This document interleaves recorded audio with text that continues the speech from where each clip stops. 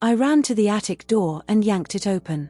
Cold air rushed down the stairs, like the house was breathing out. "Dad!" I shouted. No answer. Only the rhyme, that sing-song whisper I'd heard all day. "When you look away, we play." Something small thumped behind me. I spun. 3 porcelain dolls stood in a row along the upstairs hall. I hadn't put them there. No one had. Their glass eyes caught a streak of moonlight and glimmered like wet marbles. "Dad, hurry!" I yelled again. From the attic came a soft scraping, tiny feet crossing old wood, then a hush, like giggles sinking into walls. I stepped back, heart pounding. The smallest doll, the one in blue overalls, faced the wrong direction a second ago.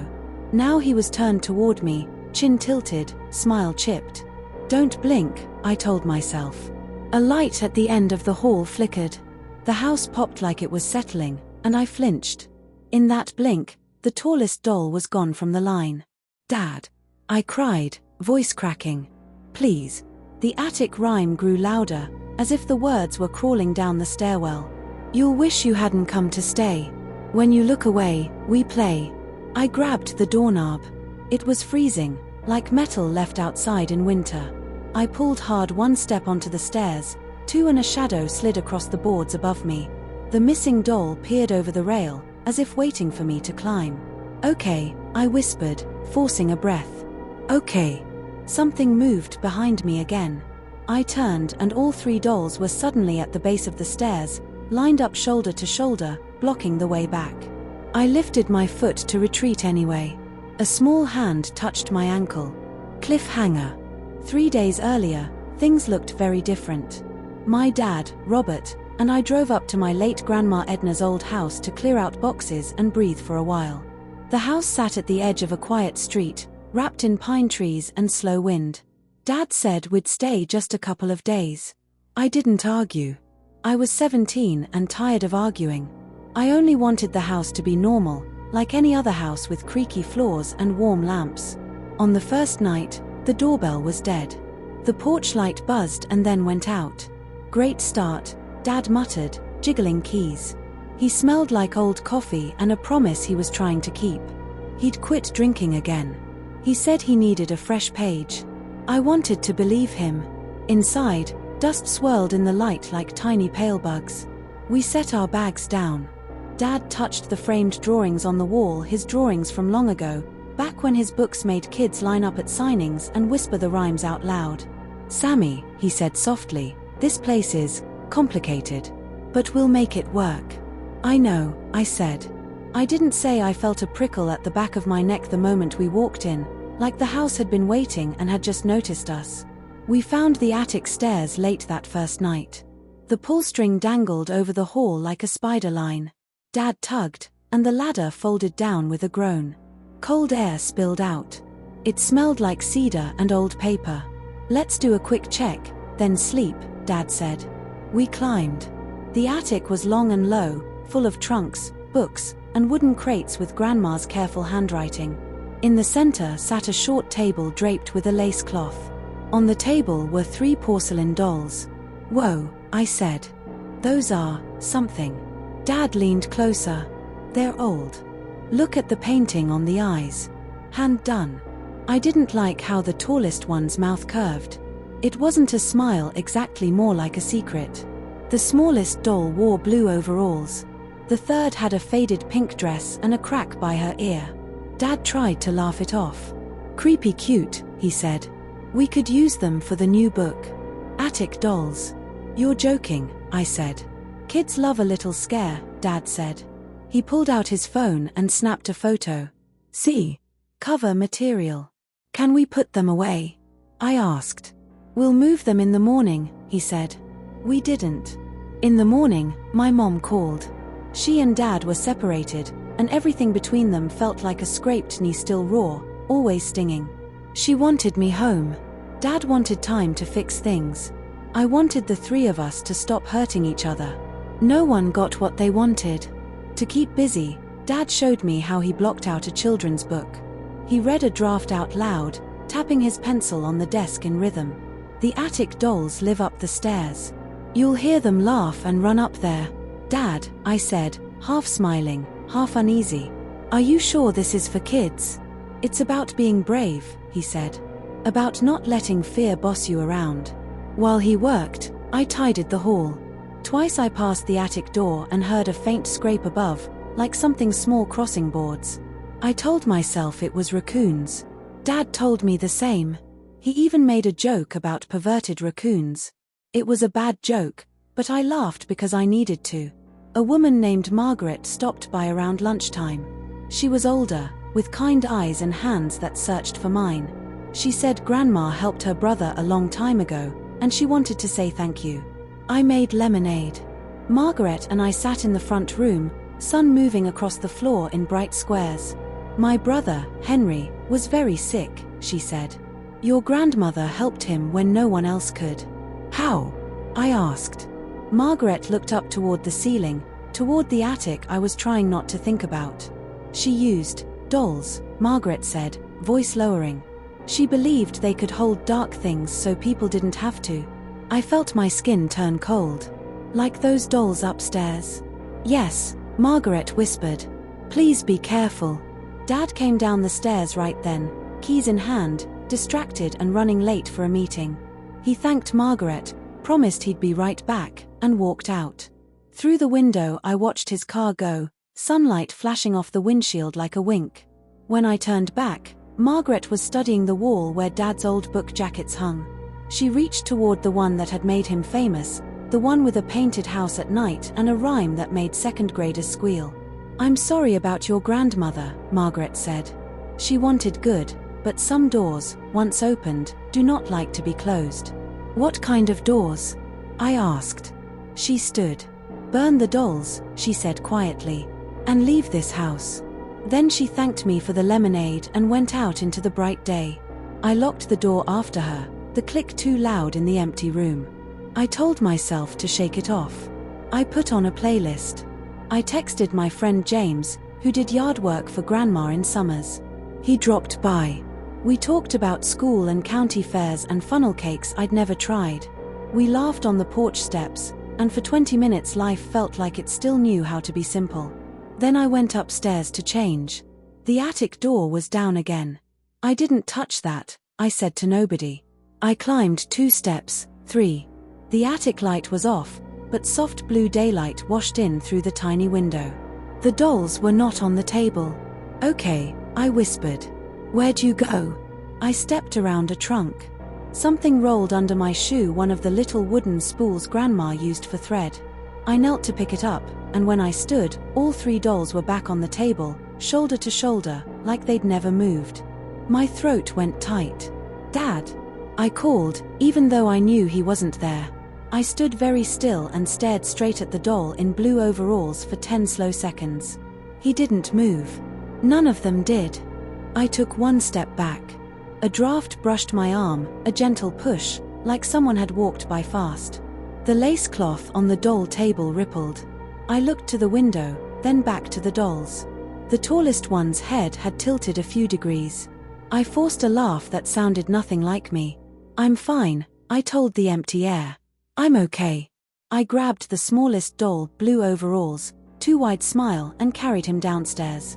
I set him on the entry table right by the front door, where the glass stayed bright and the sun could sit in his painted eyes. "Stay," I said, like he was a dog. When I returned with a trash bag to cover him, he was gone. I spun. He sat 5 feet away on the floor now, turned toward the hall that led to the attic stairs. My chest felt small for all the air it tried to pull. "Nope," I whispered. I kicked the trash bag aside, scooped the doll up, and shoved him into the hall closet. I shut the door hard and slid the lock. The house went very quiet. Even the fridge hum seemed to hold its breath. "Done," I told myself. "I'm done with this." A minute later, the closet door knocked from the inside. Once. Twice. 3 times. My phone rang. I jumped. It was Dad. "On my way," he said, breathless. "Everything good?" "Yeah," I lied. "We're good." I checked the closet lock again. Still latched. I backed away slowly, eyes on the crack under the door, where no light showed and nothing moved. That night, Dad came home with takeout and a forced smile. We ate on the floor like we used to when I was little, sitting on a blanket made of old shirts. He read me new lines from the book to make me laugh and keep me from looking up at the ceiling. But later, after we did dishes and checked the windows and tried to believe in sleep, the rhyme started again. Not loud. Not far. Just close enough to sound like a voice in the vents. When you look away, we play. I stared at the ceiling. The house stared back. And by the next night, I was standing where you found me, at the attic door, with tiny hands on my ankle, 3 porcelain faces waiting for me to choose up or down. Cliffhanger. Do I go up? The hand on my ankle was cold, not icy, not human cold like the kind of chill that came from a space that should have stayed closed. I kicked instinctively and stumbled backward, nearly crashing into the wall. The attic light flickered on by itself. Dad! I screamed. No answer. The dolls stood motionless again, all 3 at the top of the stairs, side by side, their porcelain faces gleaming under the single bulb. The smallest one's arm was raised now, like it had just reached out. My phone buzzed in my pocket, the sudden sound slicing through the silence. A text from Dad. Running late. Don't wait up. Of course. I exhaled shakily, forcing my brain to think. They can't move, I told myself. They're just dolls. Just toys. You're imagining this. But then, from the attic above, came a faint sound, not footsteps this time. Humming. A woman's voice. Soft. Familiar. I knew that voice. Grandma Edna. The hum drifted down the steps, the same tune I'd heard her hum in old home videos. Sweet. Gentle. Completely wrong. My eyes watered. Grandma. Silence. The smallest doll had tilted its head again, just a few degrees to the left. I bolted down the hall and slammed my bedroom door. My heart was beating so hard it felt like it was trying to get out. I shoved a chair under the doorknob and turned on every lamp I had. From the vent above my bed came a whisper, faint, childlike, echoing. When you look away. I grabbed my headphones and turned up the music until it hurt. But I could still hear it. The next morning, Dad was already at his desk, coffee in hand, pretending everything was normal. You look pale, he said. Bad dream? I wanted to tell him everything about the humming, the dolls, the hand, but the way his eyes twitched told me he'd call it withdrawal symptoms or stress. Did you move the dolls? I asked instead. He blinked. No. Why? They weren't where we left them. He half laughed. Maybe the house settled. Or raccoons. Raccoons don't hum, Dad. He froze, cup midair. What did you say? I heard Grandma. In the attic. Dad's face went grey. Don't ever say that again. Why? He rubbed his temples. Because she's gone, Sammy. And I don't want her dragged into this. He stood, shaking. Promise me you won't go up there again. I promise, I lied. That afternoon, a knock at the door startled me. It was James, the boy who'd been doing the yard work. His face looked pale, almost guilty. I found something weird behind the shed, he said. He held up an old Polaroid, a photo of Grandma Edna holding one of the dolls. Only, in the picture, the doll's eyes were black pits, not painted glass.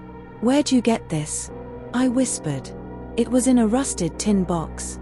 There were drawings, 2 symbols, like something from a ritual. He handed me the photo. Written on the back, in faded pencil, were 5 words. Don't let them out again. Before I could say anything, James flinched and looked past me. Did you see that? He whispered. I turned. One of the attic dolls, the one in pink, was sitting on the living room table. Neither of us had brought it there. We took the doll outside. I held it while James poured lighter fluid over it. This is crazy, I said, voice trembling. Maybe, he said, striking the match. The flame caught quickly. The porcelain cracked with a sharp ping. The smell was awful, like burning paint and something rotten underneath. Then, from inside the house, came a scream. Dad's voice. We ran in.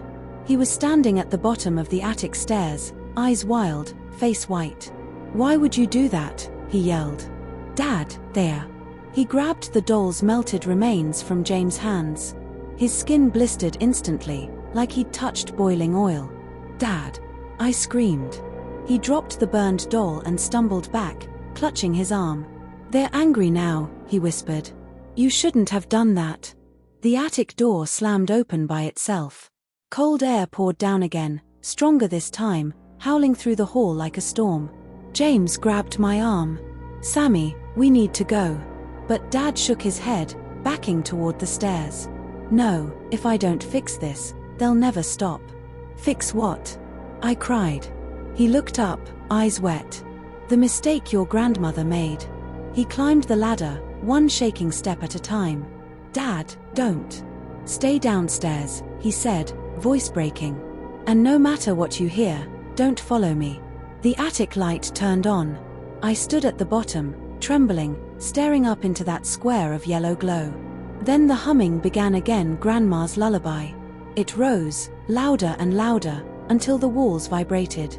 Something heavy crashed above. Dad! I shouted. Please. The humming stopped. Then, from the dark, his voice, Sammy, run. I froze. What? He screamed a raw, human sound and then silence. The attic door burst open. 3 small shadows dropped from above. Their porcelain faces were cracked and blackened, but their smiles were perfect. When you look away, we play, they whispered together, voices blending like wind through broken glass. I stumbled backward, tripping over the rug, gasping. The dolls began walking slow, mechanical, precise. One of them turned its head fully backward to look at me. The light above flickered. The hallway turned red. Behind them, something huge moved in the attic, something with long fingers scraping the floorboards. I crawled toward the door, heart hammering. James grabbed my hand, yanking me up. Come on. We ran outside into the night, down the hill, not daring to look back.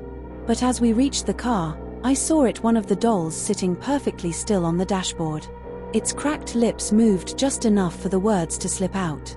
When you reach the story's end, that's when we get inside your head. And then it smiled. Cliffhanger.